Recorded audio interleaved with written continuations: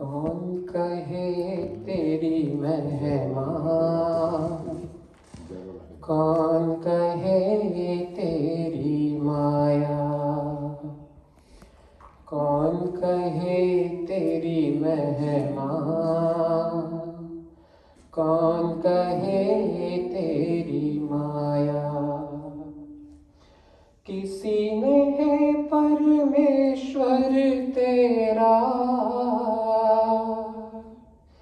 किसी ने है परमेश्वर तेरा, अंत कहीं ना पाया। कौन कहे तेरी महिमा, कौन कहे तेरी माया। अजर अमर अविनाशी कण कण में व्यापक है, सबसे पहला उपदेशक और अध्यापक है। गुरुओं का भी गुरु है ईश्वर, गुरुओं का भी गुरु है ईश्वर, ऋषियों ने समझाया। कौन कहे तेरी महिमा, कौन कहे तेरी माया। सारे सूरज चांद सितारे भी तुझ में हैं, सभी समंदर सभी किनारे भी तुझ में हैं। सृष्टि के अंदर बाहर तू, सृष्टि के अंदर बाहर तू, एक समान समाया। कौन कहे तेरी महिमा, कौन कहे तेरी माया। हर प्रलय के बाद जगत निर्माण करे तू, नियत समय पर इसका भी अवसान करे तू। सदा तुझे अनगित कंठों ने, सदा तुझे अगणित कंठों ने झूम झूम कर गाया। कौन कहे तेरी महिमा, कौन कहे तेरी माया। तुझको ढूंढा रात में और दिन में ढूंढा है, पूरब पश्चिम उत्तर दक्षिण में ढूंढा है। थके पथिक सब ढूंढ ढूंढ कर, थके पथिक सब ढूंढ ढूंढ कर, कहीं नजर ना आया। कौन कहे तेरी महिमा, कौन कहे तेरी माया। किसी ने है परमेश्वर तेरा, किसी ने है परमेश्वर तेरा, अंत कहीं ना पाया। कौन कहे तेरी महिमा, कौन कहे तेरी माया। मेरा एक रिचुअल है कि मैं यज्ञ से पहले कुछ खाता नहीं हूँ, पर आज मुझे ऐसा लग रहा है कि रिचुअल तोड़ने का समय आ गया है। With age you feel weak, तो अब मुझे आज भजन गाते हुए ऐसा लगा कि मुझे कुछ खा के आना चाहिए। हर चीज़ का एक फर्स्ट टाइम होता है, पहली बार होती है।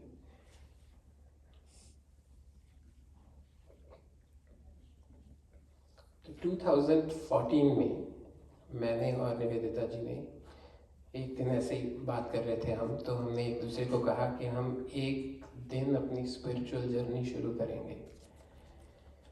तो निवेदिता जी ने मुझे कहा कि वो एक दिन तो कभी नहीं आएगा, या वो एक दिन आज ही है, या तो आज ही से शुरू करेंगे या वो एक दिन हमेशा फ्यूचर टेंस में ही रहेगा। तो हमें ऐसा लगा कि हम उसके लिए क्या करें, कैसे शुरू करें।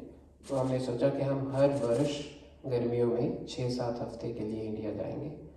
उसमें हम 2-3 हफ्ते अपना आध्यात्मिक विद्या लेंगे और 2-3 हफ्ते वॉलंटियरिंग करेंगे। तो 2020 और 21 में कोविड में, मुझे याद नहीं है 20-21 या 21-22, ये 2 साल हम नहीं जा पाए। तो अदरवाइज़ 14 से लेकर 24 तक 11 में से हम 9 साल से जा रहे हैं। और ये बात आपको सिर्फ एक उसके लिए दे रहा हूँ ताकि आपको भी हौसला हो, प्रेरणा के लिए दे रहा हूँ, ये बात आपको बता रहा हूँ। तो इस बार जहाँ हम गए, मैं बताना चाहता हूँ थोड़ा सा। हम वीवीके में गए, वैदिक विद्या केंद्र।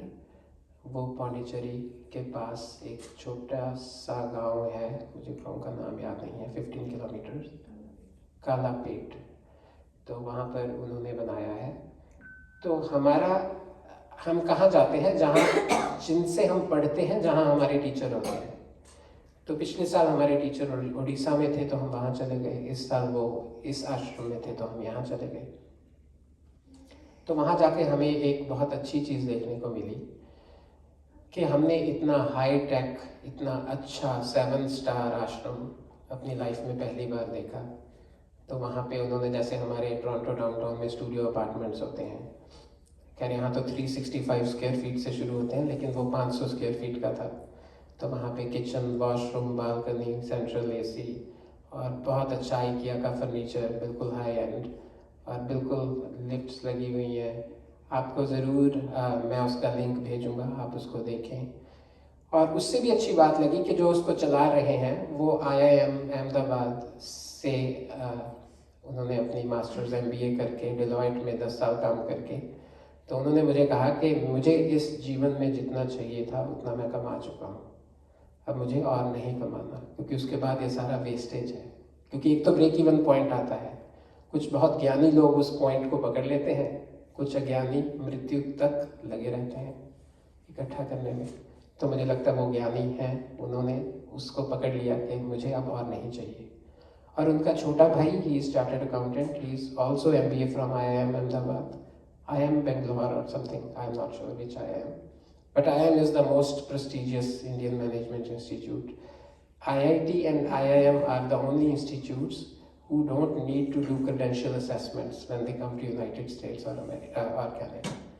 So their degrees are right away accepted, recognized. ठीक है, और चलिए उसकी तारीफ तो क्या करनी है, IIT IIM की हम सबको पता है। तो उनके छोटे भाई हैं, वो भी चार्टर्ड अकाउंटेंट और IIM से के प्रोडक्ट हैं। तो वो वहाँ के DAV स्कूल्स को संभालते हैं, जो तमिलनाडु के, चेन्नई के आसपास के जितने भी DAV स्कूल्स हैं, उसमें 45,000 बच्चे पढ़ते हैं। तो उन दोनों भाइयों ने सोचा कि हम जो DAV स्कूल्स से हमें कुछ प्रॉफिट होता है उसको आध्यात्मिक कार्य में पूरी तरह से लगाएं। तो उससे उन्होंने वो इंस्टीट्यूट बनाया है।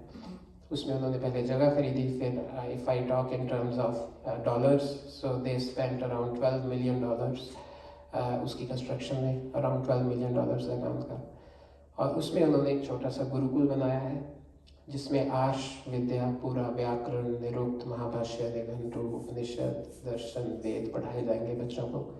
It is a full 10 to 12 और 15 ईयर्स सिलेबस। तो वहाँ बड़ा अच्छा लगा, बहुत छोटे छोटे बच्चे, सबसे छोटा बच्चा 10 साल का था। और बहुत पहले ऐसे समझा जाता था कि जो बच्चे नालायक हैं या जिनके पेरेंट्स के पास बच्चों को खिलाने के लिए खाना नहीं है, वो अपने बच्चों को गुरुकुलों में भेजते हैं। और कुछ हद तक ऐसा था भी, बच्चा बहुत बिगड़ गया, ये था कि गुरुकुल में भेज दें, ठीक है। लेकिन मुझे बहुत अच्छा लगा कि वहाँ पे जो बच्चे थे, एक के फादर दुबई में CEO हैं किसी कंपनी में, और दूसरे के फादर बहुत बड़े रियल एस्टेट जायंट हैं नॉर्थ इंडिया में। खैर वो भी ही also got retired at the age of 45। उनको भी लगा कि मेरा हो गया। उनके दोनों बच्चे गुरुकुलों में हैं। तो बड़े अच्छे परिवारों के, अच्छे इंटेलिजेंट पढ़े लिखे परिवारों के बच्चे वहाँ हमें मिले और हमें उन बच्चों से बहुत प्रोत्साहन मिला। जब मैं ग्रेड 7 में था तो एक समय आया था जब मैं गुरुकुल में रुकने लगा था, पर मेरे माता जी का राग और मेरा परिवार के प्रति राग, तो उस कारण से मैं नहीं रुक पाया था। तो लेकिन उन बच्चों को देख के मुझे लगा कि चलो ये ठीक मार्ग पे, ठीक समय पे चल पड़े हैं। तो that was one of the initiatives. दूसरा इनिशिएटिव उन्होंने क्या शुरू किया है कि जो हाई स्कूल पूरा करके ग्रेड 12 के बाद बच्चे हैं उनको वो साइकोलॉजी के साथ वेद, उपनिषद और दर्शन का वो हिस्सा, वो पार्ट जो साइकोलॉजी से मिलता जुलता है, वो भी उसके सिलेबस में होगा। And they will do BA and then masters in psychology and counselling. तो ये सेकंड पार्ट है। तीसरी चीज़ उन्होंने शुरू की है, उसमें उन्होंने कहा कि हम जो होते हैं प्रचारक बनाएंगे, जो सिर्फ वेद और अपनी हिंदू जो संस्कृति है, जो लिटरेचर है, उसका प्रचार करेंगे। तो 1 साल का उनका वो कोर्स है। उसमें क्या है, एक Swami Vivekananda skill development institute है वहीं आधा किलोमीटर दूरी पे। तो वो क्या करेंगे, उन बच्चों को आधा दिन वहाँ भेजेंगे। उसमें वो ग्राफिक डिज़ाइनिंग, IT, लड़कियाँ हैं तो सिलाई कढ़ाई, उसमें ऑटो मैकेनिक, कोई भी ऐसा कोर्स करेंगे। और बाकी आधा दिन उनको क्लासेस होंगी जो कि वेद, उपनिषद, दर्शन आदि पढ़ाई जाएंगे। तो वो कहते हैं बच्चा सेल्फ डिपेंडेंट भी हो, ऐसा ना लगे कि उसको कल को ये लगे कि मुझे प्रचार से ही पैसा कमाना है या मेरे भोजन का और कोई तरीका नहीं है कमाने का। तो वो स्किल्स भी सिखाएंगे और साथ में वो भी करेंगे। चौथी और अंतिम जो चीज़ वो कर रहे हैं, जिसमें हम रहे थे, वो है वानप्रस्थ आश्रम, जिसमें आप लोग भी जाके रह सकते हैं। और मैं तो चाहता हूँ कि हमें जाना चाहिए सबको। ऐसे इंस्टीट्यूशंस में हमें प्रेरणा मिलती है। तो उस इंस्टीट्यूशन में जो वानप्रस्थ आश्रम है वो उन लोगों के लिए है जो लोग अपना आध्यात्मिक विद्या पढ़ना चाहते हैं। और इंटरेस्टिंगली जब हम गए, अभी वो इनैगोरेट नहीं हुआ था, अभी बन रहा था, ऑलमोस्ट तैयार था। तो इनैगोरेशन उसकी 15 सितंबर 2024 को हुई है।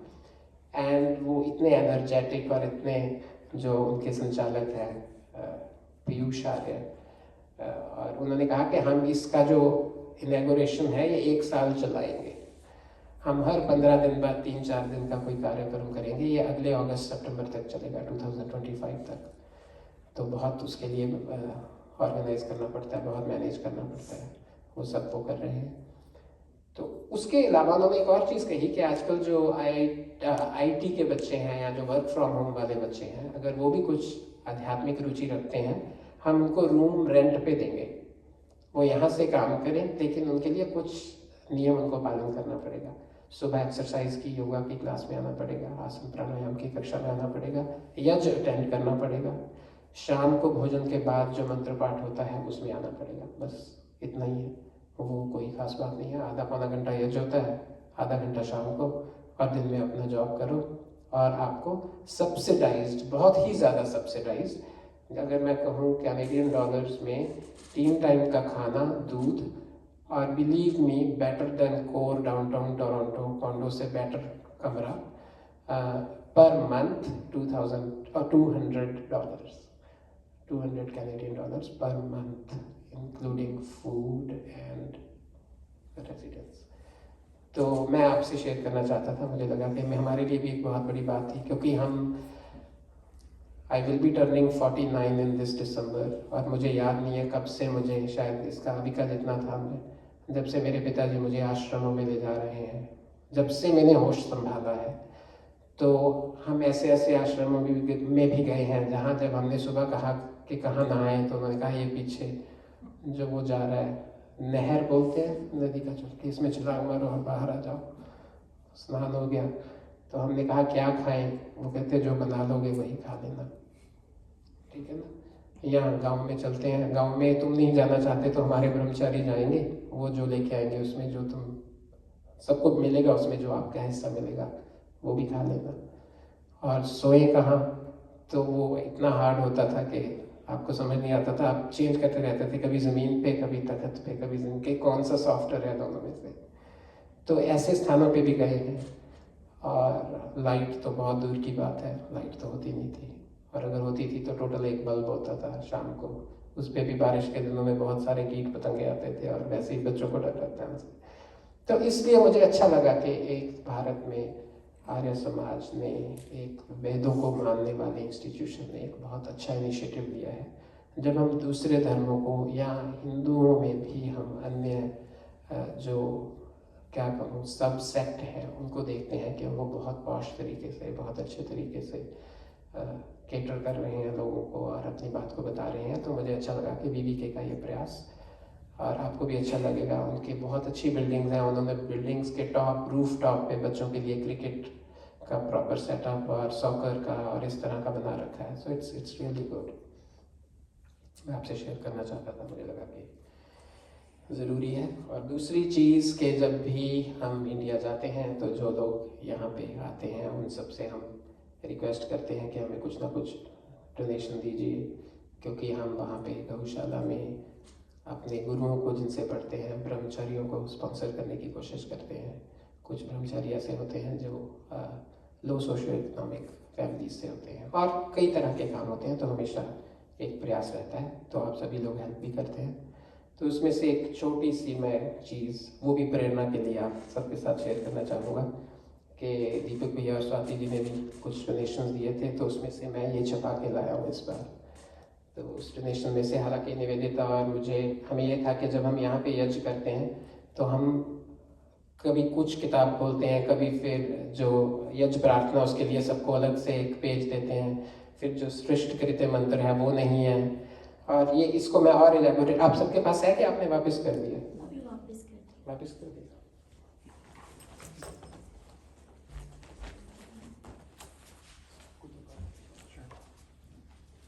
सबको एक एक दे दें, आप हेड कर दें आप। हाँ मतलब ये बहुत सही है। मेरे पास बहुत है, सॉरी।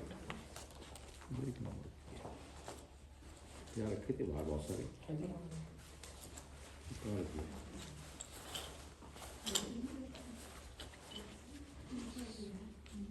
ऊपर रखे हैं क्या?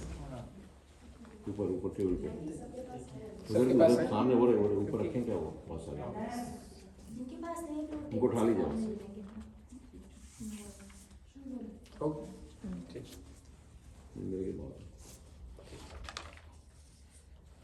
तो ये जो आज आप सब लोग यहाँ आए हैं, आप एक एक लेके भी जाइए। अभी मैंने बहुत सारे नहीं छपवाए हैं, और पहली बार हमें पता लगा कि कोई भी कार्य आसान नहीं होता। हमने 10-12 या उससे भी ज़्यादा, एग्जैजुरेट नहीं कर रहा हूँ मैं, उससे भी ज़्यादा इसको एडिट किया। अभी भी इसमें 7 गलतियाँ हैं, ठीक है। और अगली बार जब जाएंगे वो आपको मिलेंगी नहीं जल्दी जल्दी, क्योंकि जब हमें 13 बार में मिली, आपको भी थोड़ा टाइम लगेगा ना 13 बार में भी नहीं मिली। तो अभी मैंने सिर्फ 100 या 125 शायद इतने छपवाए थे हमने। अगली बार जाएंगे तो और छपवा के लेके आएंगे, ठीक करके हम गलतियों को। तो आपको एक इंटरेस्टिंग चीज़ बताता हूँ, क्योंकि आप लोग घर ले जा रहे हैं ये। इसमें जो पेज 6 है, लास्ट पेज जो है, जिसमें शांति पाठ है, इसके ऊपर एक शांति गीत है, शांति पाठ के ऊपर।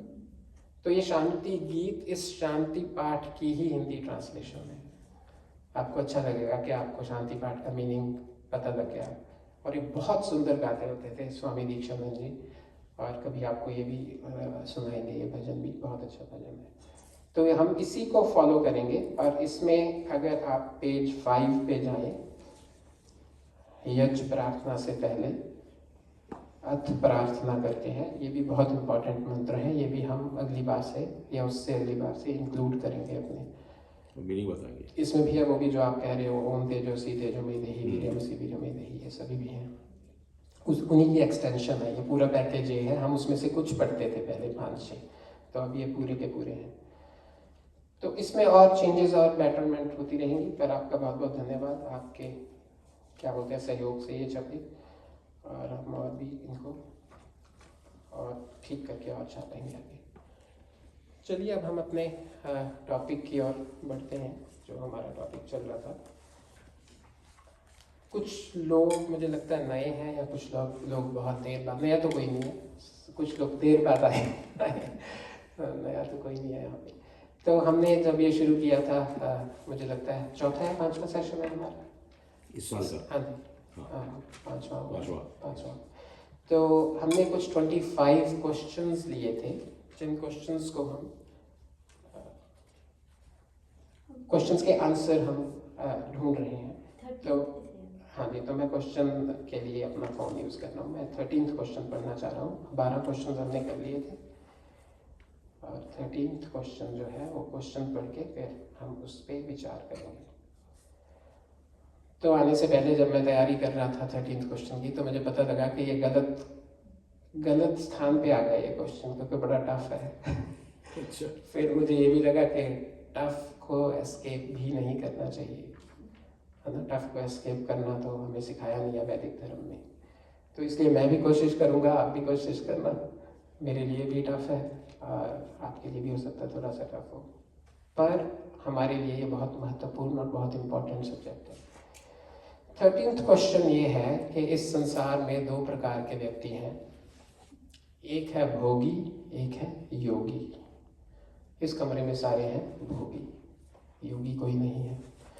तो वो कहता, कौन से ऐसे 5 प्रकार के क्लेश हैं जो भोगियों को 24 घंटे चिपटे रहते हैं। 5 प्रकार के ऐसे कौन से क्लेश हैं जो भोगियों को पूरी तरह से, हाँ लेकिन ये चलेगा। हाँ जी, ये तो सारी वैदिक फिलॉसफी का एसेंस है कि हमें इन्हीं 5 क्लेशों से छूटना है। यहीं से शुरू होकर यहीं पे खत्म करना है बस, और कोई काम नहीं है। सारे वेद उपनिषद दर्शन इसी के लिए बने हैं।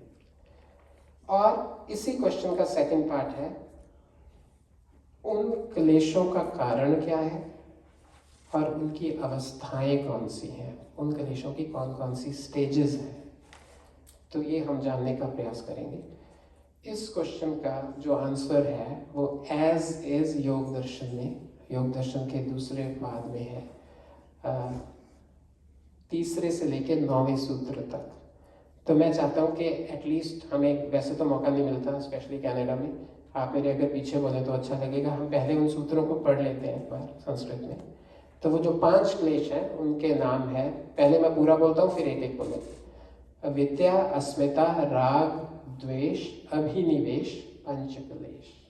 अविद्या, अस्मिता, राग, द्वेष, अभिनिवेश, 5 क्लेश। तो ये पतंजलि ऋषि ने योग दर्शन में बताए हैं, और व्यास ऋषि जी ने इसकी व्याख्या की है, जो कि हम भी धीरे धीरे पढ़ेंगे। अब जो अगला सूत्र है वो कहता, अविद्या क्षेत्र उत्तरेशम प्रसुप्त तनु विच्छिन्न उदाहरण। अविद्या क्षेत्रम उत्तरेशम प्रसुप्त तनु विच्छिन्न उदाहरण। उसके बाद जो तीसरा है, तीसरे से वो, ये दूसरे में स्टेजेस बताइए, अब तीसरे से वो अविद्या की सबकी डेफिनेशन बताएंगे। अनित्य अशुचि दुख अनात्मसु नित्य शुचि सुख आत्मख्यातिर अविद्या। अनित्य अशुचि दुख अनात्मसु नित्य शुचि सुख आत्मख्यातिर अविद्या। आपको बताऊं, ये मुझे 40 साल पहले याद थे और अब मुझे देखने पड़ते हैं। तो इसलिए ये भी एक बहुत इम्पॉर्टेंट है कि हमें इस लिटरेचर को याद भी करना चाहिए कुछ, जब बिल्कुल कोर बुढ़ापे में हम अकेले बैठे होंगे तो ये चीज़ें हमारे बहुत काम आएंगी।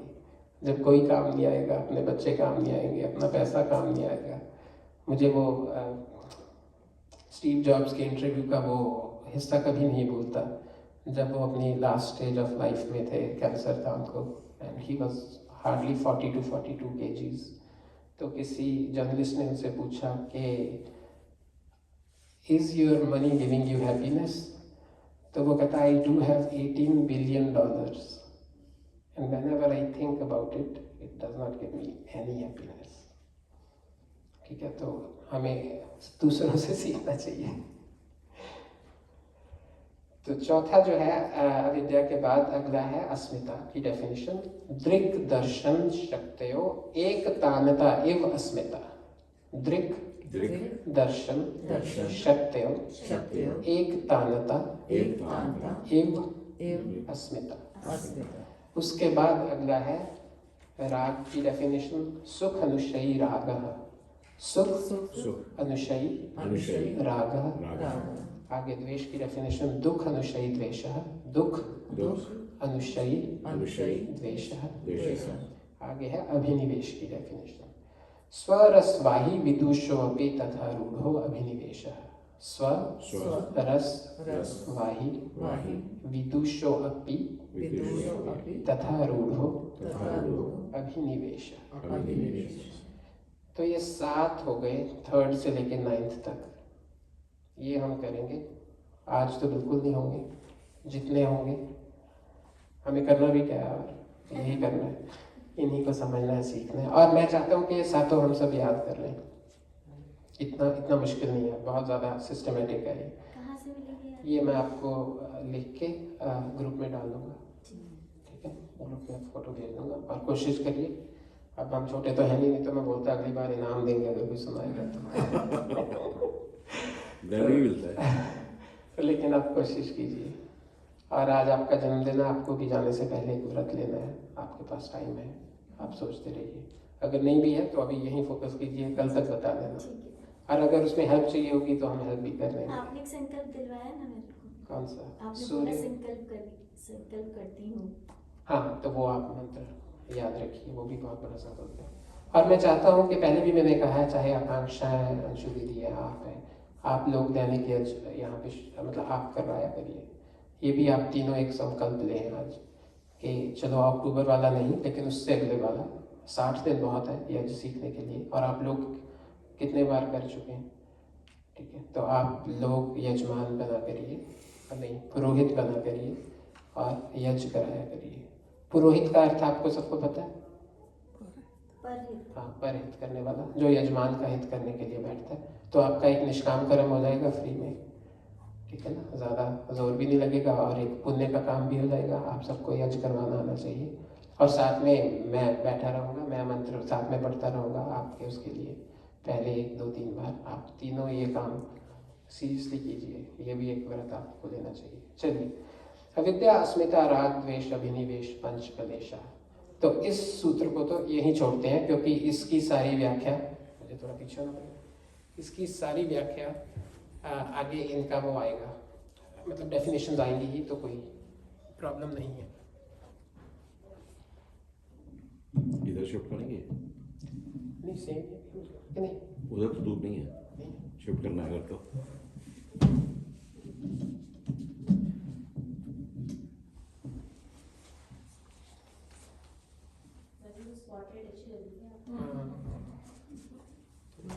तो फिर सन ग्लासेस लगा देंगे।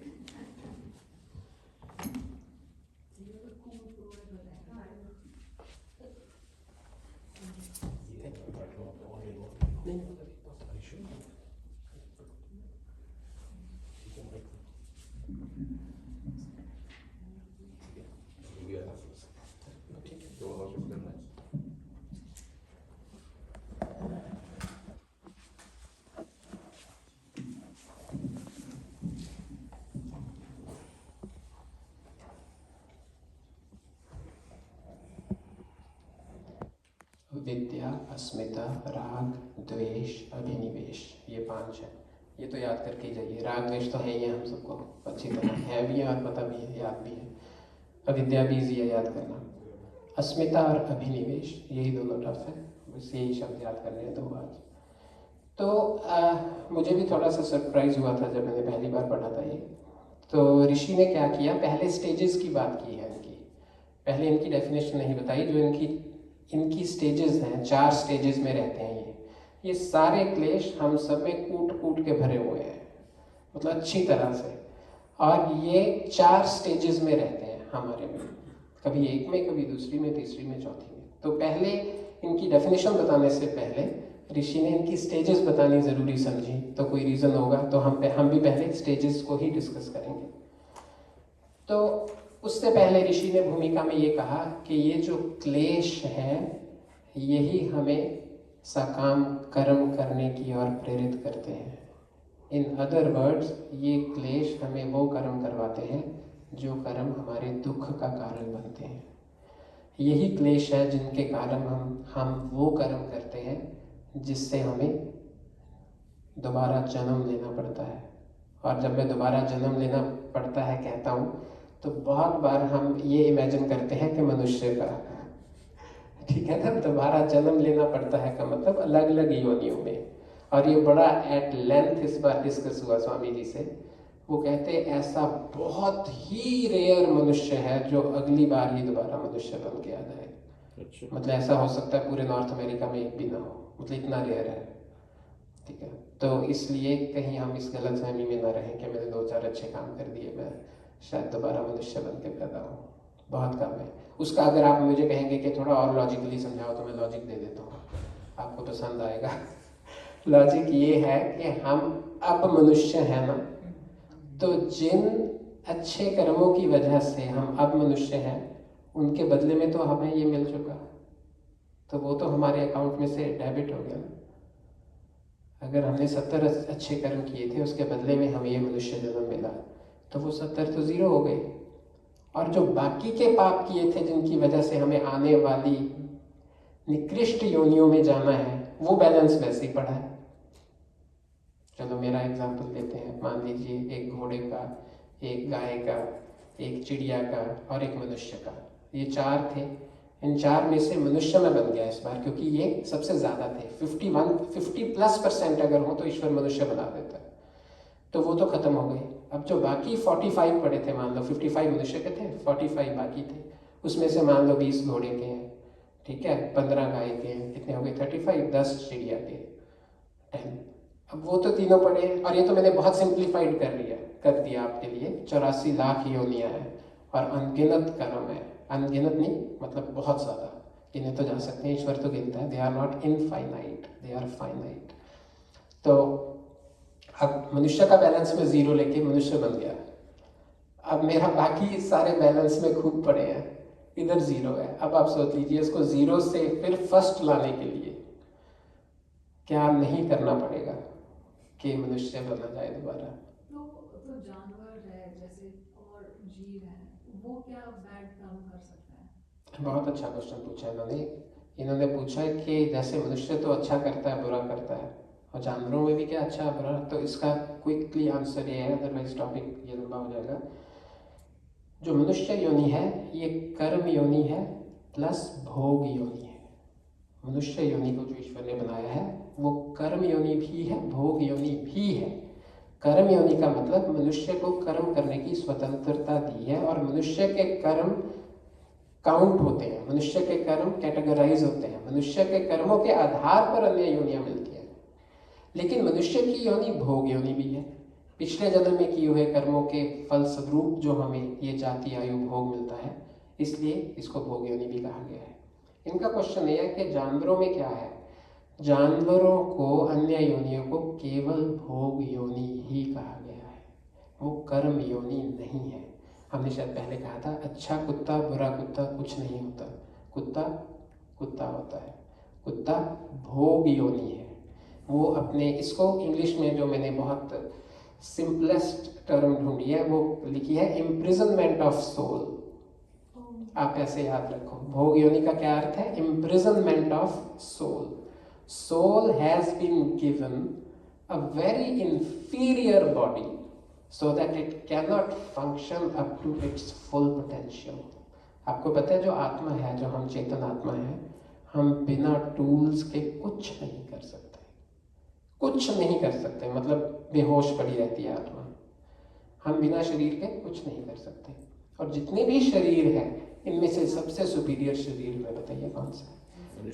इसी में हम, और मैं तो हैरान हूँ अगर आप मैस्लो पिरामिड देखें, ये जो अंग्रेज फिलोसफर हुए हैं, मतलब कितने इंटेलिजेंट है। इसने भी जो इसमें उस पिरामिड में जो टॉप नीड लिखी है मनुष्य की, वो लिखा सेल्फ एक्चुअलाइजेशन, आत्म साक्षात्कार। मुझे बड़ी हैरानी होती है, हम कहते हैं ये इनको कैसे पता है, इन्होंने तो वेद नहीं पढ़े। तो ये भी बोलते हैं कि अल्टीमेट गोल सेल्फ एक्चुअलाइजेशन है, लेकिन हम सब उस मैस्लो पिरामिड में भी दूसरे तीसरे स्टेज पे आके भटकते रहते हैं, एंड तक जाते नहीं है। तो आपके क्वेश्चन का सिंपल आंसर ये है कि जो मतलब पशु योनियाँ हैं उनके कर्म ईश्वर काउंट नहीं करता, वो तो अब जेल में है, वो तो सोल को जेल हुई हुई है बेचारी को, तो जब आप ह्यूमन बन गए तो आप तभी काउंट हो गए तब आप जीरो से स्टार्ट करते मनुष्य वाली कैटेगरी में। बाकी पड़े हैं, बाकी बैलेंस पड़े हैं। तो जब आप पैदा हुए आपके कोई बैड कर्म नहीं है, आप because you haven't done anything. अच्छा, आपके पिछले जन्मों के बैड कर्म आपके बैलेंस में पड़े हैं, आपके कोई गुड कर्म नहीं है। और आपने कर्म तो करा ही नहीं ना, पिछले जन्म में किए थे। उल्टी सीधी योनियों में हो जिसमें कुछ कर्म कर ही नहीं थे। अच्छा, आप ये कहें, हाँ, आप इनका क्वेश्चन ये है कि अगर हम पहले इससे पहले किसी और योनि से मनुष्य योनि बन के आए हैं, ये क्वेश्चन आपका, हाँ। ठीक है, कि कोई पिछले जन्म में घोड़ा था अब मनुष्य बन के आया है, ठीक है। अब इसका आंसर ये है कि अगर वो घोड़ा था तो उसके घोड़े वाले जो कर्म थे वो ज़्यादा थे, तभी तो वो घोड़ा बना, ठीक है, अदरवाइज तो वो घोड़ा ना बनता। लेकिन अब वो जो लिस्ट थी जिसमें टॉप पे घोड़े वाले कर्म थे, नंबर 2 पे क्या थी? मनुष्य, तभी तो अगले जन्म में मनुष्य बन गया वो। घोड़े के तो कर्म काउंट नहीं होंगे, सिर्फ मनुष्य के कर्म काउंट होंगे।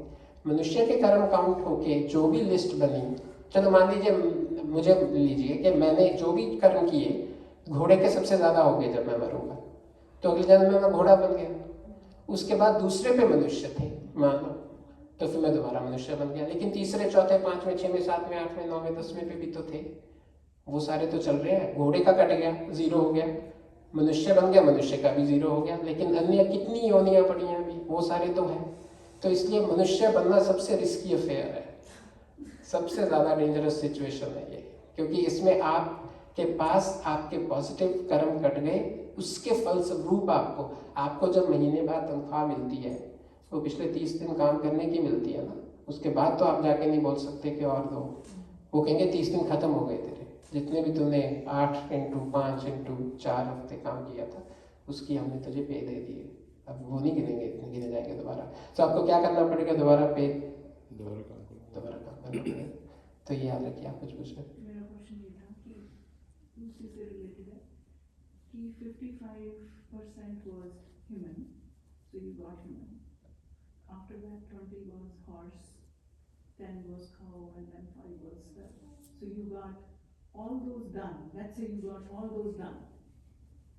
नहीं, डन नहीं है।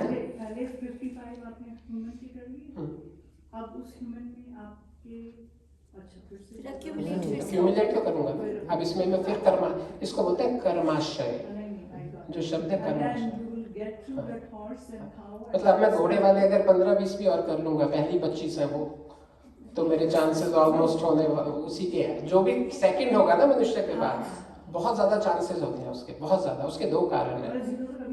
हाँ, 0 कभी नहीं होगा, 0 कभी भी नहीं होगा, प्रलय के बाद आके भी नहीं होगा, तब भी वहीं से शुरू होगा। ये टॉपिक भी आएगा कभी। सवाल है, अगर ये चांस ही नहीं है कि हम नेक्स्ट लाइफ में ह्यूमन बनेंगे, तो फिर क्या फायदा है be good, because you want to be good कि हम ह्यूमन बने। Very good. So the answer is you are not good enough to become a human. तो व्हाट टू डू? हाँ, वो हमारे कर चुके हैं हम डिस्कस। ठीक है, चलिए, ये तो हम, हाँ, इसका आंसर हम वन ऑन वन कर लेंगे। ठीक है, बिल्कुल ठीक है। उसका सिंपल एक लाइन में आंसर है निष्काम कर्म। आपको निष्काम कर्म करने पड़ेंगे। जिस कर्म के पीछे आपकी कोई अपने लिए या जिन लोगों से आप अटैच्ड हैं उनके लिए कोई चाहना नहीं है, जिसमें केवल परमार्थ दूसरे की ही भलाई की इच्छा है, अगर आप केवल और केवल उन्हीं कर्मों पे मैक्सिमम फोकस करेंगे, then you will be good enough to become at least a human being. लेकिन इस, और again it has been mentioned in our literature hundreds of times, even being a human being is not purpose solved. In this frame itself you will go through so many sorrows. ये 5 क्लेश हम humans की तो class कर रहे हैं, अभी हम जानवरों के तो क्लेशों की बात ही नहीं कर रहे हैं। तो वो कहता है इससे भी निकलना पड़ेगा, क्योंकि जन्म ही दुख का कारण है। जन्म itself is a कारण ऑफ दुख। डजंट मैटर आप किसी के भी घर पैदा हो जाओ। अब आप कहोगे उसका एग्जाम्पल बहुत क्विकली, रोग वियोग भोग। रोग तो होगा, वियोग भी होगा, टेम्परेरी भी, परमानेंट भी, मटेरियलिस्टिक चीज़ों के साथ भी, लिविंग बीइंग्स के साथ भी। रोग, वियोग और भोग, भोग का मतलब है भोग के भी दुखी होता है व्यक्ति, वो भी आएगा आगे। तो इस तरह से डिस्करेज नहीं होना, लेकिन इतना इजी नहीं है। इजी तो कुछ भी नहीं है, इजी कुछ भी नहीं है अनफॉर्चुनेटली। हम लोग यहाँ आए, ठीक है, यहाँ आना भी इतना इजी नहीं था, यहाँ आके अपने आप को एस्टेब्लिश किया, इतना इजी नहीं था। तो जब इतने छोटे छोटे गोल्स हमारी लाइफ का इतना बड़ा मेजर चंक ले रहे हैं, तो इतना बड़ा गोल के दोबारा मनुष्य योनि प्राप्त हो या मुक्ति प्राप्त हो, तो definitely it is much more परिश्रम साध्य है। इसके लिए आपको और ज़्यादा मेहनत करनी पड़ेगी। तो जो 4 स्टेजेस हैं इन कलेशों की, एक बार दोबारा बोल लेते हैं। प्रसुप्त, तनु, विच्छिन्न, उदारा नाम। तो इसमें से पहली स्टेज की अभी बात करते हैं अभी। लेकिन एक और इम्पॉर्टेंट चीज़ उसको बताने से पहले ऋषि ने ये कहा कि जो इन क्लेशों से ग्रस्त है वो ईश्वर से बहुत दूर है। तो ये अब लिख दिया है, ठीक है। तो इसका मतलब अगर हम में से कोई इस गलतफहमी में है कि हम ईश्वर के बहुत करीब हैं, ईश्वर हमारे बहुत करीब है, यहाँ तक ठीक है, लेकिन हम ईश्वर के बहुत करीब हैं, ये ठीक नहीं है। अगर हम में ये 5 क्लेश हैं, अभी हम डिस्कस करेंगे कि आप तो ना हो, अगर नहीं है तो आप करीब हैं। तो ये बहुत इंपॉर्टेंट है याद रखना कि, और जो ऋषियों की बातें हैं इनको प्रमाण कहा गया है हमारे ग्रंथों में। वो कहते हैं जब कोई ऑथेंटिक व्यक्ति आपको अपनी रिसर्च करके कोई रिजल्ट दे दे, उसके बाद आप उस पर अगर दिमाग लगाते हैं तो आप अपनी एफर्ट और टाइम और एनर्जी वेस्ट कर रहे हैं और आपका नुकसान ही होगा। अगर हम इन सेंटेंसेस पे क्वेश्चन करें, क्वेश्चन करना ठीक है, शंका करना ठीक है, लेकिन अगर हम इनको नहीं मानेंगे तो इसमें हमारा ही नुकसान है, ठीक है। ऋषियों का कोई नुकसान नहीं है। उन्होंने बोल दिया जिसमें भी ये 5 क्लेश हैं वो भोग की ओर अग्रसर होगा, वो मटेरियल की ओर अग्रसर होगा, वो इन भौतिक ऐश्वर्यों की ओर अग्रसर होगा, वो ईश्वरीय की ओर बिल्कुल अग्रसर नहीं होगा। ये उन्होंने लिख दिया है। और जो अब हम अगला सूत्र जो पढ़ रहे हैं, अविद्या क्षेत्र उत्तरेशम प्रसुप्त तनु विच्छिन्न उदारा नाम। ये जो 4 स्टेजेस हैं, प्रसुप्त तनु विच्छिन्न उदारा नाम, उससे पहले भी एक पाठ है अविद्या क्षेत्रम उत्तरेशम। कहता अविद्या जो है इन 5 में से पहला था अविद्या, वो क्षेत्र है, वो फील्ड है। उत्तरेशम, उत्तरेशम का क्या मतलब हुआ? उत्तर वालों का। आपने सुना होगा पूर्वार्ध उत्तरार्ध, पूर्वार्ध पहला आधा, उत्तरार्ध बाद वाला आधा। उत्तरेशम मतलब बाकी चारों का। अविद्या खेत है बाकी चारों का। उत्तर बाद में आता ना प्रश्न उत्तर, उत्तरेशम का अर्थ यहाँ पे हुआ बाद वालों का। कहता अविद्या ही फील्ड है जिसमें ये बाकी चारों ग्रो होते हैं। तो अविद्या अपने आप में भी एक क्लेश है और विद्या बाकी के 4 क्लेशों का कारण भी है, कारण भी है। तो इसमें हमारे लिए एक अच्छी चीज़ है सीखने की, जो हमें हमारे फायदे की है कि अगर हम अविद्या पे काम कर लें, उस खेत को बंजर बना दें, तो बाकी फसल खुद ही मर जाएगी। हमारे लिए इजी हो गया ना, कहीं हमने 5 काम करने थे, कहीं एक ही करना है। तो इसलिए अविद्या का, अगर आप में अविद्या कूट कूट के भरी हुई है तो बाकी 4 भी कूट कूट के भरे हुए हैं। अविद्या जितनी शिथिल होती जाएगी, कमज़ोर होती जाएगी, उतने बाकी के 4 क्लेश भी कम होते जाएंगे। तो उसमें यही लिखा है कि जो अविद्या है वही बाकी के 4 की बाकी जो 4 क्लेश है उनका कारण है, उनका खेत है। अब वो 4 स्टेजेस कौन सी हैं उन क्लेशों की? पहली है अविद्या क्या है? अविद्या क्या है? हाँ, उसकी डेफिनेशन आएगी। बिल्कुल ठीक है, उनका क्वेश्चन अविद्या है थर्ड है वो, अभी हम सेकंड कर रहे हैं, ठीक है। और जो भैया ने क्वेश्चन पूछा वही मेरे दिमाग में आया था कि पहले इनकी डेफिनेशन बतानी चाहिए थी, पहले स्टेजेस क्यों बता रहे हैं, पर चलो अब वो बता रहे हैं, हम भी स्टेजेस पे ही बात करते हैं। तो पहली स्टेज है प्रसुप्त। प्रसुप्त का मतलब होता है इन क्लेशों का सोए रहना। हमें होते तो हैं, सोए रहते हैं ये। जब आलंबन आता है तभी प्रकट होते हैं। बड़ा इंटरेस्टिंग ऋषियों ने कहा है कि कई बार आपकी लाइफ स्टेज पे डिपेंड करता है। मान लो एक 3 साल का बच्चा है, वो रोमांटिकली इन्वॉल्व नहीं होता किसी के साथ, क्योंकि उसकी लाइफ स्टेज है वो। ऐसा नहीं है कि उसमें उस वासना के क्लेश नहीं है, लाइफ स्टेज है, लाइफ स्टेज है। जब वो उस लाइफ स्टेज में आएगा वो इन्वॉल्व होएगा ही होएगा। तो ये बोल देना कि उस बच्चे में वो वासना का अभाव है या उस बच्चे में वो वासना नहीं है, ऐसा कहना गलत होगा। तो क्या कहेंगे, उस बच्चे में जो ये क्लेश है ये प्रसुप्त अवस्था में पड़ा है, सोया पड़ा है। जब उस लाइफ स्टेज में दो चीज़ों में उभरता है। Number 1 life stage. मेरे डैड ने एक बड़ा अजीब एक्सपेरिमेंट किया है, जो मैंने अभी अपने दादी जी का एग्जाम्पल बताया था। मैन शी वॉज 98 और 99, मुझे समझाने के लिए मेरे पापा ने 100 रुपए के कुछ नोट उनको दे दिए, मेरी दादी जी को। उन्होंने ऐसे पकड़े, पता नहीं क्या, उनको समझ नहीं आया कि ये मैंने इनसे, ये रुमाल है कि कागज़ है कि क्या, उन्होंने ऐसे फेंक दिए। तो मेरे पापा ने उस दिन मुझे समझाया ये लाइफ स्टेज है, ऐसा नहीं है कि तेरे दादी जी को धन के प्रति आकर्षण नहीं है, लेकिन because of a life stage इनको पता ही नहीं अब ये क्या है, इसलिए इन्होंने फेंक दिए। तो इससे ये नहीं माना जाएगा कि तुम्हारी दादी जी धन से विरक्त हो चुकी हैं, it is just because of the life stage. तो मुझे समझाने की दृष्टि से उन्होंने ये एक्सपेरिमेंट किया। तो इसी तरह से हमने बच्चे का एग्जाम्पल दिया। अगर तो लाइफ स्टेज है तब वो प्रसुप्त पड़े रहते हैं। दूसरा क्या रीज़न है जब वो क्लेश आप में प्रसुप्त पड़े रहते हैं, जब तक कोई ट्रिगर नहीं आता, कोई वैसी सिचुएशन नहीं आती, वैसा कंड्यूसिव एनवायरनमेंट नहीं आता जिसमें वो दोबारा उठ जाए, कुंभकर्ण जैसे सोया हुआ था ना। तो जब वो उठ जाए वो क्लेश, जब तक वैसी स्थिति नहीं आती आपके सामने, वो क्लेश सोया पड़ा रहता है। तो that is the first stage of these kleshas. ये आपके अंदर है, पर इसमें से बहुत से आपके अंदर सोए रहते हैं। और अब इस गलत फहमी में 5, 10, 15, 20 साल और कई बार कई लोग सारी जिंदगी निकाल देते हैं कि मेरे में तो वो क्लेश है ही नहीं था, ये है ही नहीं। ऐसा नहीं है, वो क्लेश पूरी अच्छी तरह आप में है। एग्जाम्पल, ट्रू एग्जाम्पल है ये। एक टीचर थे, वो हिंदी टीचर थे और बहुत स्पिरिचुअल थे, और अपने लेक्चर्स में रिश्वत के खिलाफ बहुत बोलते थे। तो during the end stage of his career he became district education officer, DEO, और उन्होंने खूब रिश्वत ली। जब वो टीचर थे अपॉर्चुनिटी ही नहीं आई, 10 साल 20 साल कोई अपॉर्चुनिटी ही नहीं आई।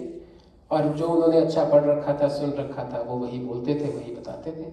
जब वो डिस्ट्रिक्ट एजुकेशन ऑफिसर बने तो अपॉर्चुनिटी आई। तो वो जो प्रसुप्त संस्कार था धन के प्रति राग का, वो उभर के आ गया एकदम 20 साल बाद, बिल्कुल एंड ऑफ करियर, और वो पकड़े भी गए। ये भी ईश्वर की कृपा थी उन पे, जो वो पकड़े गए। ईश्वर ने कहा आपने इतने साल निकाले थे, अब आपको अभी समझा दो, ठीक है ना, ताकि आपको ये आदत ना पड़ जाए अगले जन्मों में भी। तो इसलिए ये एक एग्जाम्पल है। और एक मैंने एग्जाम्पल और लिखा था। हाँ, एक गुरु है जो अपने शिष्यों को, अपने स्टूडेंट्स को बार बार नॉन वायलेंस के बारे में लेक्चर देता है कि शांत रहो, लड़ाई मत करो, पढ़ाई पे ध्यान दो, अपने मन को जितना शांत रखोगे उतना ज़्यादा आपको इस मार्ग में उन्नति होगी। लेकिन एक दिन वो देखता है कि वो लठ लेके लड़ रहे हैं आपस में, और टीचर भी चीखने लगता है उन पे, ठीक है, एकदम चीखने लगता है। तो वो दोनों बहुत हैरान होकर देखते हैं कि ये गुरुजी को क्या हो गया, ये तो पिछले 5 साल में कभी ऐसे नहीं हुए थे। तो गुरुजी में क्रोध के जो संस्कार थे, क्रोध रूपी क्लेश के जो संस्कार थे, वो दबे हुए थे। लेकिन आज इतना ज़्यादा जो इवेंट था, इतना ट्रिगर हो गया उनके लिए, उनको लगा मैं 5 साल से इनको समझा रहा हूँ और ये एक्सट्रीम ऑफ, मतलब पहले तो ये बहस ही करते थे, आज तो ये लठ लेके लड़ रहे हैं, मतलब ये क्या कर रहे हैं। तो उनसे कंट्रोल नहीं हुआ। तो इसलिए हमें ये ध्यान रखना है। तो ये अवस्थाएं क्यों बताई गई हैं, हमें ये ध्यान रखना है कि हम जिसको लैक ऑफ क्लेश समझ रहे हैं, वो लैक ऑफ क्लेश नहीं है, वो प्रारब्ध बोल रहा हूँ, वो प्रसुप्त है, वो सोया हुआ है, बिल्कुल तैयार बैठा है। जिस दिन उसका मौका आएगा उसी दिन वो उठेगा, हाँ, और वो आके आपका नुकसान करेगा ही करेगा। एब्सेंस ऑफ आलंबन आलम्बन शब्द संस्कृत में आया है, मुझे आलम्बन का बेस्ट कुछ मिला नहीं। आलम्बन सहारे को भी बोलते हैं, ठीक है। तो जब भी उसको सहारा मिलेगा, जब भी उसको ट्रिगर मिलेगा, मैंने कुछ इंग्लिश के वर्ड्स लिखे थे, ट्रिगर लिखा था, स्टिमुलस लिखा था, सपोर्ट लिखा था, प्रोवोकेशन लिखा था, ठीक है। जब भी ये स्टेजेस उसके सामने आएंगी और वो फटाफट उठेगा और आके आपका नुकसान कर देगा। तो ये थी फर्स्ट स्टेज ऑफ क्लेश, प्रसुप्त। प्रसुप्त तनु विच्छिन्न उदारानाम। लेकिन हम पहले तनु और विच्छिन्न से पहले उदार की बात करेंगे, ठीक है। हमारे पास 7-8 मिनट और है। उदार जो क्लेश है, उदार का मतलब आपको पता है हिंदी में? उदार इज सेकंड और फोर्थ। उदार इज फोर्थ। प्रसुप्त तनु विच्छिन्न उदारानाम, उदार इज फोर्थ। स्पष्ट के बाद फोर्थ की बात कर रहे हैं जानबूझ के, सेकंड थर्ड की बात नहीं कर रहे हैं। उदार का मतलब होता है दिलदार को उदार बोलते हैं, है ना। हम बोलते हैं बड़ा उदारवादी है, उसने अपना सब कुछ दे दिया। सो उदार का बेसिक मीनिंग होता है जो बहुत ज़्यादा उस वक़्त, जो मैं इंग्लिश का वर्ड बोल रहा हूँ, अपने यौवन में होता है, ऐसे समझ लीजिए। जो पूरी अपने, हाँ नहीं, क्लेश की बात कर रहा हूँ। तो क्लेश जब अपनी पूरी एग्जीक्यूशन पे होता है उसको उदार बोलते हैं। मान लीजिए जो हमने पिछला एग्जाम्पल दिया, जब उस गुरु ने एकदम चीख के, हाँ, बच्चों को कहा कि भाई तुम्हें मैंने कितना समझाया, तुम फिर लड़ रहे हो, तो उस समय जो उस गुरु में क्रोध का प्रसुप्त क्लेश था वो उदार हो गया, वो पूरी मैनिफेस्टेशन में आ गया अपने। तो हमारे में बहुत से क्लेश उदार स्थिति में भी रहते हैं हमारी लाइफ में। आप खुद अपना अपना सोच लीजिए, ठीक है, किसी को बताने की ज़रूरत नहीं है, और उस पर काम करिए। और चीज़ जो सबसे इम्पोर्टेंट है वो ये समझने वाली है कि इन क्लेशों का स्थान कौन सा है, कहाँ रहते हैं, ये भी जानना ज़रूरी है। बताइए आपको कहाँ रहते हैं? मन में रहते हैं सारे, क्योंकि कहीं तो रहना है अगले का, कोई रेजिडेंस भी तो होता है, तो वो मन में रहते हैं। लेकिन जब वो क्लेश उदार स्थिति में आते हैं तो बहुत बार वो मन से निकल के वाणी और शरीर में भी आ जाते हैं। आपने फिजिकली हिट कर दिया किसी को, ये भी उदार है। आपने किसी के साथ अभद्र भाषा का प्रयोग किया, ठीक है, आपके कम्युनिकेशन में आ गया, आपकी लैंग्वेज में आ गया। तो उदार स्थिति में फिर वो देखते नहीं है, फिर वो मन से निकल के आके पूरा अटैकिंग फॉर्मेट में आ जाते हैं। वो आपके शरीर में भी आते हैं, वाणी में भी आते हैं, मन में तो होते ही हैं। तो उदार स्थिति क्लेशों की वो है जब आप उस क्लेश को पूरी तरह से मैनिफेस्ट कर रहे हैं, पूरी तरह से उस क्लेश को डेमोन्स्ट्रेट कर रहे हैं। ये सेकंड स्टेज है। थर्ड स्टेज है विच्छिन्न। विच्छिन्न बड़ी इंटरेस्टिंग स्टेज है।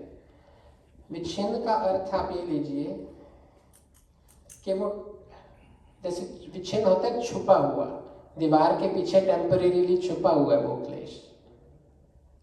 विच्छिन्न क्लेश जो होते हैं वो प्रसुप्त नहीं होते, पहले तो ये याद रखना है। वो सोए हुए नहीं है, वो पूरे एक्टिव हैं, वो टेम्परेरीली छुपे हुए हैं बस।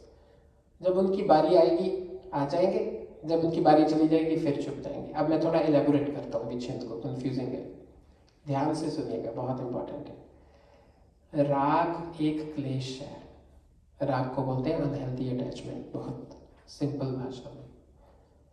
एक व्यक्ति बैठा था, उसका नेफ्यू आया, तो उसको अपने नेफ्यू को देख के राग रूपी क्लेश जग गया उसका। अपने नेफ्यू के प्रति जो उसका राग था वो जग गया। अब उसने देखा कि 2.5-3 सेकंड बाद या 6 सेकंड बाद या 10 सेकंड बाद उसके पीछे उसका बेटा आ गया। अब जो नेफ्यू के प्रति राग था वो विच्छिन्न हो गया। क्या हो गया? विच्छिन्न हो गया। और जो बेटे के प्रति राग था वो क्या हो गया?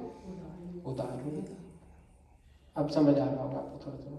एक ही क्लेश है, लेकिन वो भी एक दूसरे आलंबन की प्रेजेंस में विच्छिन्न होते रहते हैं। और थोड़ी देर बाद बेटा फिर चला गया, मान लो, और नेफ्यू के साथ बहुत लंबी बातें होने लगी आराम से। वो कहता मैं तो बैठूंगा रहूंगा आपके पास। फिर धीरे धीरे क्या हुआ, जो विच्छिन्न राग रूपी क्लेश नेफ्यू के प्रति था वो क्या होगा? उधार हो गया। और जो बेटे के प्रति राग था वो क्या हो गया?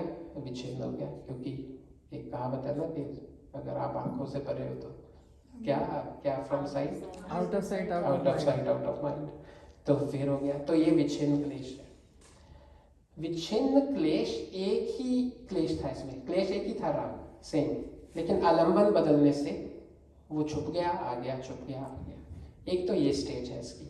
दूसरी क्लेश की स्टेज क्या है कि जब कोई बिल्कुल एंटायरली डिफरेंट क्लेश सामने आ जाता है। अब यही लेते हैं, इसी एग्जांपल को ले लेते हैं। बेटा आया, बेटे के प्रति राग हुआ, उधर एकदम देखा कि एक स्ट्रे डॉग भाग के आ रहा पूरी तरह बेटे की तरफ। तो उस समय क्या होगा, जो बेटे के प्रति राग था वो क्या हो गया, विच्छिन्न हो गया, और डॉग के प्रति क्रोध जो था वो क्या हो गया, उदार हो गया। अब ये टोटली डिफरेंट क्लेश है, एक राग का एक क्रोध का। बहुत बार होता है, आपके साथ हुआ, अब आप कहोगे ये क्या, Contrasting emotions. हाँ अजीब से एग्जाम्पल था, बहुत बार ऐसा हुआ होगा, और ईश्वर करे ऐसा ना हो, पर हुआ हमारे साथ कि हम बहुत कुछ अच्छा खा रहे हैं और हमें बहुत बैड न्यूज़ मिल गई, ठीक है। और बैड न्यूज़ तो छोड़ो, बैड न्यूज़ तो बहुत बड़ी बात है। हमने खाते खाते अपनी वो चेक कर ली, कैनेडा पोस्ट वाला कुछ डाल के गया और देखा कि ये मेरी रिन्यूअल पॉलिसी है कार की, और देखा कि 20% बढ़ गई। बिल्कुल सिंपल एग्जांपल दे रहा हूँ, हमारी लाइफ से मिलता जुलता। तो खाने के प्रति जो राग था वो दब गया, विच्छिन्न हो गया, और इंश्योरेंस कंपनी के प्रति क्रोध उदार हो गया, और वो खाते खाते ही फोन मिलाएगा। अब खाना साइड पे, चिट्ठी खो के, मतलब पहले मैं सेटिंग करता हूँ क्या करूँ, और कई फोन मिलाएगा, अपने दोस्तों को भी मिलाएगा, उस इंश्योरेंस कंपनी को भी मिलाएगा। तो 24 घंटे ये जो क्लेश है ऐसे मतलब नचा रहे हैं हमें, ठीक है ना, और हम इन्हीं में ही घूमते हैं। और ये इंटरेस्टिंगली जो हमारे यहाँ पे सेशन हैं, ये थोड़े से ज़्यादा इस तरह के सेशंस हैं कि इनमें आपको भी बहुत सारा काम करना चाहिए या करना पड़ता है, तभी फ़ायदा होगा। क्योंकि हम उस तरह की कथा या कहानियाँ नहीं करते यहाँ, जो कि आराम से आप एक स्पिरिचुअल एंटरटेनमेंट के लिए आए और आके एंजॉय करें, आपको लगे चलो बढ़िया रहा, बाकियों से तो बेटर है, कुछ अच्छा किया, आर्य समाज का यापन किया। तो ये एक प्रैक्टिकल साइंस है, 100% प्रैक्टिकल साइंस है। इसमें अगर आप प्रैक्टिस करेंगे तभी लाभ होगा, क्योंकि इन ग्रंथों में खुद ही लिखा है कि थ्योरी ये आएगा, आगे आएगा, ये चीज़ जो मैं कहने वाला हूँ ये भी आएगी आगे, कि theory is not enough, you have to practice. So हमें सबको अपने अपने, आप कम से कम ये तो कर सकते हैं, जब आपको गुस्सा आ रहा है आप यही याद कर लीजिए मेरे में अब क्रोध का क्लेश उदार हो गया, कम से कम यही सोच लीजिए। इतना तो हम सभी सोच सकते हैं, इसमें तो कोई टफ काम नहीं है। तो जब हम चारों को पढ़ लेंगे, चारों स्टेजेस पढ़ लेंगे, तो हम और अच्छी तरह समझ पाएंगे। तो मैं बहुत ज़्यादा वो नहीं करना चाहता, फास्ट ट्रैक नहीं करना चाहता, हम यहीं छोड़ते हैं। हमें 2 स्टेजेस, हमने आज क्या सीखा, एक तो ये सीखा कि 5 प्रकार की क्लेश है, उनमें से जो पहला वो सबसे खतरनाक है, वही बाकी के चारों को फूलता फुलाता है, ठीक है। बाकी चारों उसी की प्रेजेंस में पनपते हैं, और जितना पहला क्लेश अधिक होगा उतने ही बाकी 4 अधिक होंगे। जितना पहले पे काम करेंगे उतना ही बाकी 4 कम होते जाएंगे। और पहले का नाम है अविद्या।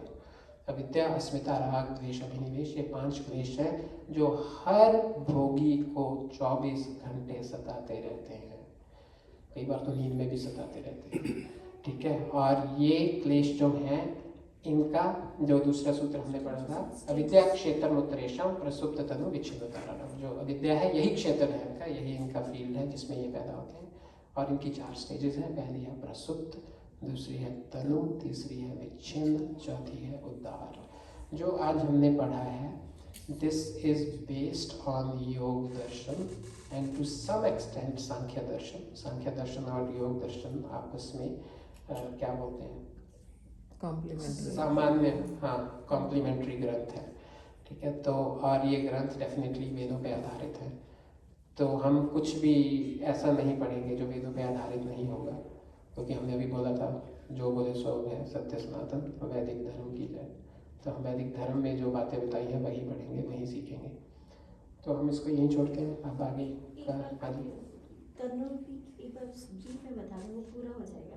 फिर तो एक और बचेगा। अच्छा, नहीं फिर नहीं, 3 हो गए हमारे। 3 आपने शॉर्ट में बता दिया ना, जैसे इफ नॉट डिटेल कुछ आइडिया हो गया ना हमें। अच्छा 3 हो गए हैं, ठीक है। चौथा फिर बता देता हूँ। तनु जो है, तनु बोलते हैं कमज़ोर, तनु बोलते हैं वीक। कुछ क्लेश होते हैं जो हमारे में बहुत कमज़ोर होते हैं, पर अगर उनको थोड़ा न्यूट्रिशन दो तो वो फिर ठीक होने शुरू हो जाते हैं, ठीक है ना। तो लेकिन ऋषि बोलते हैं कि क्लेश स्वभाव से तनु नहीं होते, क्लेशों को तनु बनाया जाता है बहुत ज़्यादा मेहनत करके। जितने भी आप में उदार क्लेश हैं मान लीजिए या विच्छिन्न क्लेश हैं, इनको आप बहुत ज़्यादा मेहनत करके तनु बनाइए, यही आपका एक अल्टीमेट पर्पस है। पहले इनको तनु बनाइए।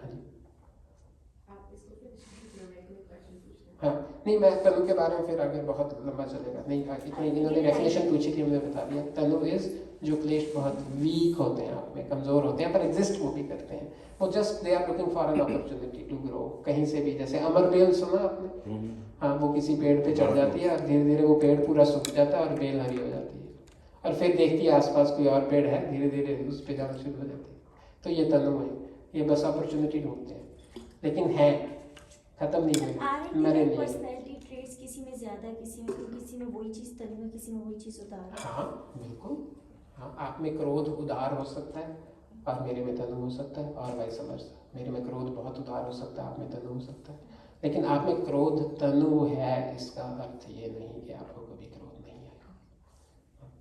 आप कुछ पूछ सकते हैं। मेरा क्वेश्चन ये था कि मैं इतना बड़ा नहीं सोच सकती कि आगे क्या होगा, और job you kind of lose me personally जब हम बहुत बड़ी चीज़ों के बारे में बात करते हैं, राइट। बट मैं प्रैक्टिकली ये क्वेश्चन है मेरा, ऊपर पूछना चाहती हूँ कि जो आपने बोला, I think what I am gathering from it is to be aware कि गुस्सा आ रहा है, but don't you think in certain situations गुस्सा is necessary, like in your example जब इंश्योरेंस 20% हाई हो गया, अगर गुस्सा नहीं आएगा then how am I gonna deal with it.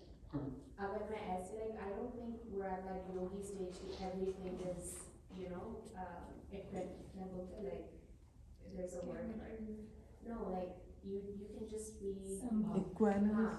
संभाव, हाँ ठीक। So वो तो नहीं हो सकता है day to day life में, तो how do you deal with just day to day practically ठीक है, in this stage of my life? ठीक है। आपने ये पूछा कि अगर इंश्योरेंस बढ़ेगी तो गुस्सा तो आएगा ही। इसका एक लॉन्ग टर्म आंसर है, एक शॉर्ट टर्म आंसर है। तो जो हमारी वैदिक फिलॉसफी है उसमें तभी हमें 4 स्टेजेस ऑफ लाइफ में बांटा गया है। तो उसमें कहा है कि अपने जीते जी एक बार इन सारी जो प्रैक्टिकल आपकी इस वक्त लाइफ चल रही है, आपका बच्चा छोटा है, आपने उसे पढ़ाना है, अपनी मॉर्गेज देनी है, इंश्योरेंसेस देनी है, लेकिन वो कहते हैं जीते जी इसके बाद नेक्स्ट स्टेज पे भी आ जाओ, जिसको हम वानप्रस्थ बोलते हैं, ठीक है। ताकि आपको आपकी मॉर्गेज होएगी नहीं तो बढ़ेगी कैसे, इंश्योरेंस होएगी नहीं तो बढ़ेगी कैसे, ठीक है। और आप मतलब वानप्रस्थ का होता है वन में प्रस्थान करना।